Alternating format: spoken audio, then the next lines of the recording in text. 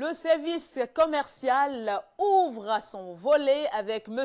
Waliou Aïné. Il est fondateur de l'école supérieure EPAF. Entendez bien sûr établissement para-universitaire Asana Formation. Alors, bonjour. Bonjour Stéphanie. Comment vous allez? Toujours bien, merci. Toujours bien. Toujours. L'homme qui nous fait voyager en Turquie, c'est lui. C'est comme ça que je le surnomme. Là, on ne va plus en Turquie, on va dire autre chose ce matin. Je sais. Okay.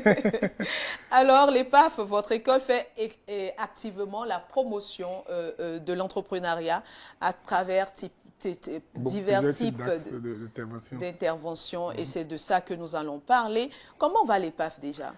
Ben, l'EPAF va bien. Comme vous pouvez le constater, l'EPAF se porte bien. Nous intervenons dans l'entrepreneuriat à notre manière. Pour nous, c'est 3 axes essentiels. Il faut faire l'orientation des jeunes au plus bas niveau, déjà vers l'entrepreneuriat. Le deuxième niveau, c'est d'apprendre aux gens les formations métiers, parce que pour nous, on va construire de vrais entrepreneurs autour des métiers. Le moment où on crée une entreprise dans un sac et on se promène de ministère en ministère pour gagner les marchés, ce moment est passé. Il faut maintenant construire des vrais entrepreneurs à partir de l'expertise que la personne a dans un métier. Donc c'est pourquoi on offre des formations métiers de manière pratique. Au troisième niveau, il y a des entrepreneurs débutants en fait, qui ont commencé, qui ont beaucoup de difficultés, que nous accompagnons en fait, pour restructurer leurs projets. Nous leur donnons évidemment des ouvertures à l'international. Donc c'est sur ces 3 axes que nous intervenons pour le développement de l'entrepreneuriat dans notre société. La semaine d'opportunités aux entrepreneurs, on va en parler. Absolument. Comme je le disais, il y a quelques temps, c'était la Turquie. Tout à fait. Alors cette fois-ci, c'est la Chine. La Chine. On ira en Chine. On a fait 2 éditions en Turquie. Et cette année, les besoins qu'on a, en fait, les demandes qu'on a, nous amènent en Chine. D'accord, d'accord. Est-ce qu'on peut faire un peu le résumé de ce qui s'est passé antérieurement? Ces 2 éditions en Chine, avec à peu près 30 à 40 personnes qui ont participé à nos activités. C'est aussi la venue, avant la fête de l'année dernière, des Turcs au Bénin ici dans le domaine de la santé, dans le domaine de la formation technique et professionnelle, pour pouvoir visiter les personnes qui étaient allées les voir et voir dans quelle mesure mettre en place des partenariats solides. C'est plusieurs accords de partenariat qui, bien évidemment, vont se construire en fait dans le temps. Il y en a qui sont déjà très actifs, il y en a qui vont l'être bientôt. Et c'est aussi un rapprochement des jeunes en fait vers la Turquie grâce à cette initiative. D'accord. Donc là, vous êtes en train de préparer la SOE 2024. Absolument. On parle un peu de la préparation? Oui, la SOE 2024 couvre quand même certains secteurs d'activité qu'on n'a pas pu couvrir en Turquie. Ce qui est important de retenir, c'est que chaque pays a ses spécificités. Et comme on est des êtres humains aussi, chacun a ses forces et ses faiblesses. Quand vous allez en Turquie, ça ne veut pas dire que les Turcs ont tout. Ça. Quand vous allez en Chine, les Chinois non plus n'ont pas tout. Ils n'ont pas tout. Ce qu'il faut faire, c'est de voir qu'est-ce que la personne a de positif, qu'est-ce que vous avez vous de négatif, qu'est-ce que vous pouvez avoir chez lui, qu'est-ce qu'il peut avoir chez vous. C'est ce que nous essayons évidemment de faire. Et l'Afrique a quitté l'exclusivité. Le moment où on doit travailler avec un seul pays, c'est fini. Aujourd'hui, l'Afrique est plus que jamais ouverte en fait sur le monde. C'est le dynamisme en fait dans le continent. Et puis nous allons partout où nous pourrions avoir en fait ce dont nous avons besoin.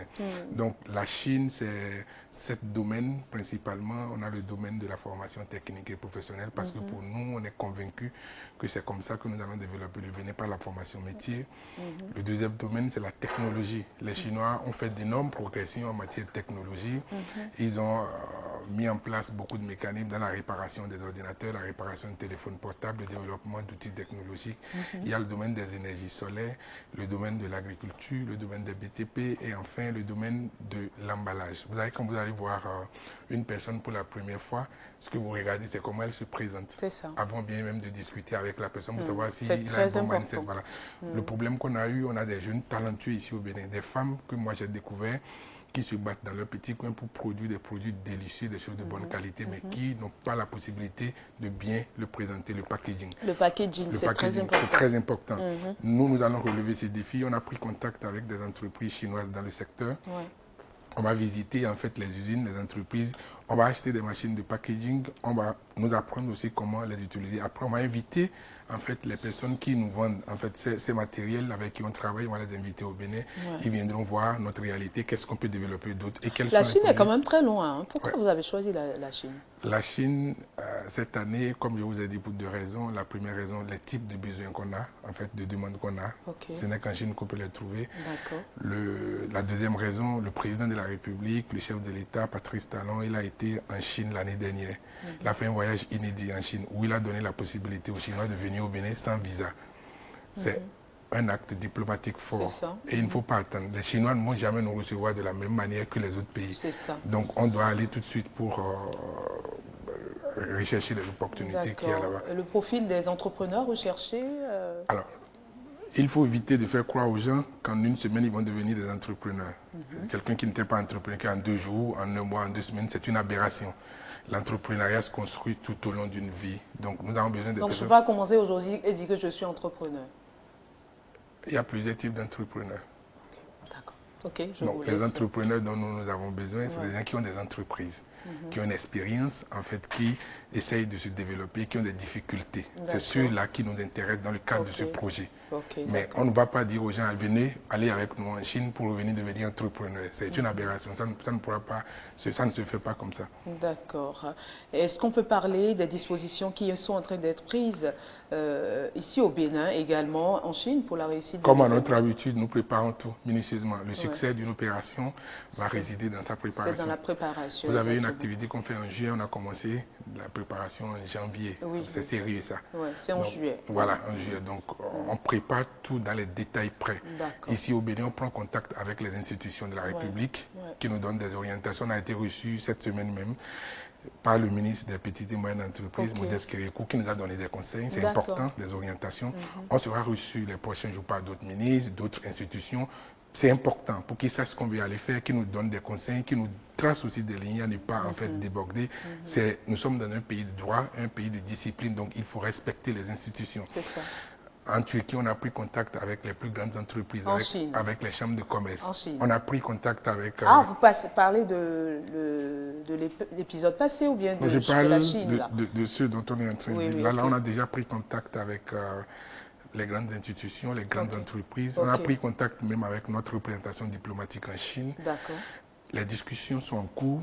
Nous allons, comme à notre habitude, faire un tour de préparation, en fait, peut-être en mars ou avril, pour se rassurer que tout ce que les gens nous ont dit, tout ce qu'on a eu sont bien.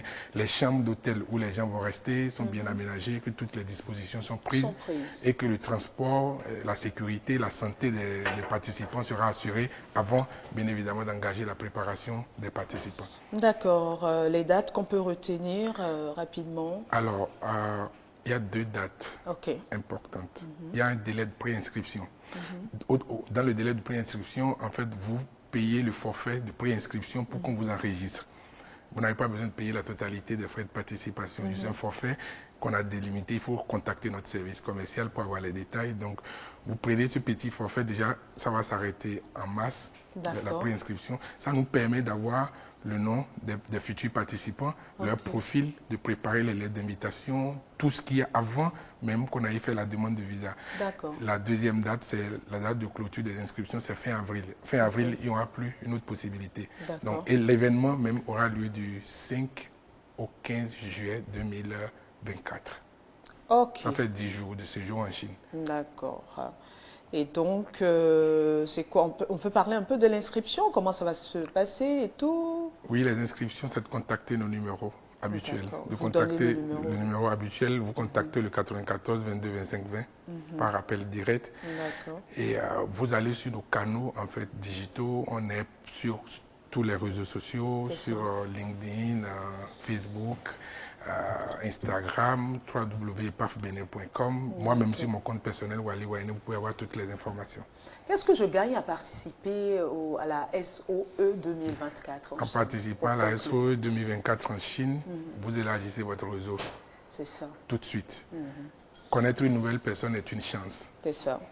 Deuxième chose, vous avez la possibilité de mettre en place des accords de partenariat que vous allez construire dans le temps. La troisième chose, on fera de plaidoyer pour des gens qui ont des entreprises structurées, qui ont besoin de financement, de pouvoir lever du financement à l'international. Voilà les 3 choses précises en fait que vous gagnez en participant à la SOE. D'accord. Je sais que vous aurez le temps de revenir sur ce plateau parce qu'on me fait de grands signes de l'autre côté. Je l'espère vivement parce que quand même vous êtes à la maison. Hein. C'est un plaisir d'être en partenariat avec vous, Tout à fait. avec l'école, avec les PAF. Tout à fait, voilà. merci. Je n'étais pas en Chine, je n'étais pas en Turquie, mais qui sait? Je peux me retrouver en Chine. Voilà. Ouais. Il ne faut pas que cette fois-ci ça rate. Non, ça peut arriver. Ça arrivera par la grâce de Dieu. Il faut dire les choses. Il faut dire en tant que président, directeur général de l'EPAF, oui, vous irez en Chine. Ça arrivera. On dirait un politicien. Non, moi, je ne suis pas politicien. Pas non, j'ai dit on dirait. Je n'ai pas dit ça. Je vais vous accompagner avec votre spot publicitaire. Non, mais merci à vous. Merci à TVC, à toute l'équipe. Vous faites un travail impressionnant et il faut vous encourager. Merci. C'est plutôt. Merci. Je sais que vous êtes derrière nous. Je rappelle qu'on a eu droit à un champagne ici sur le plateau avec Vano, avec Cardinal Ricky, avec Dibi Doboy. Et c'était bien sûr grâce à vous. Merci beaucoup. Non, mais c'est un plaisir. Merci. Un plaisir. Voilà, donc je vous raccompagne avec votre spot. Merci beaucoup. Et après la Turquie, l'EPAF, en collaboration avec Gotha Intergroup Saarl, vous embarque pour la 3e édition de la SOE du 5 au 15 juillet 2024 en Chine. Au programme, séance de travail de haut niveau avec des hommes d'affaires chinois à Pékin, visite des usines et entreprises chinoises à Pékin et Guangzhou. Échange B2B. Signature de conventions de partenariat. Délai de préinscription 15 mars 2024. Clôture des inscriptions 30 avril 2024. Contact plus 229 94 22 25 20. Adresse Cotonou, Sikekoji, Carrefour Marina, derrière la nouvelle station Full Energy.